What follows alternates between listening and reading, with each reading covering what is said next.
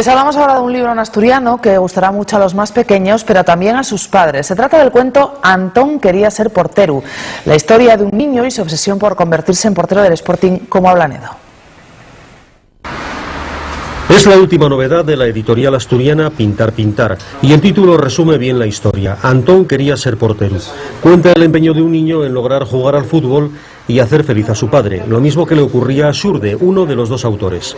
Los dos de niños queríamos ser porteros, y yo por lo menos jugaba de portero seguramente porque con mi asma y era de lo único que podía jugar.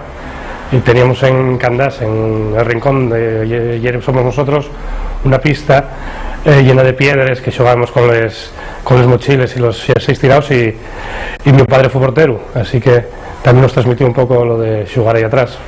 Cualquier niño puede conseguir lo que él quiera, proponga lo que se proponga, en foto, con ganes, puede llegar a algamar cualquier cosa que se plantea. No es la primera incursión literaria de Xurde, pero sí la primera de su hermano David. Mano a mano fueron hilando una historia escrita en asturiano.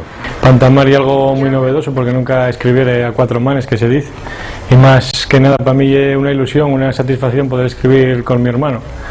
Lo que intentamos hacer es, cada uno planteaba una idea y el otro corregíala para ver si el otro daba el preste, y así fuimos pocoñín a pocoñín hasta conseguir Antón.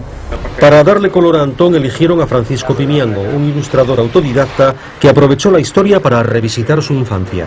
Me fue muy rápido y muy fácil volver otra vez al mundo infantil del fútbol, pues con los recuerdos de cuando era guaje y todas estas cosas, ¿no? Los cromos que coleccionábamos, Ablanedo, que aparece aquí con la camiseta, que la conocíamos todos, Arconada también se aparece por aquí, ¿no? Todos esos ídolos que eran nuestros de críos, pues rápidamente me remontaron a esa infancia, y lo que pareció al principio una dificultad que me iba a costar, rápidamente se hizo muy fácil.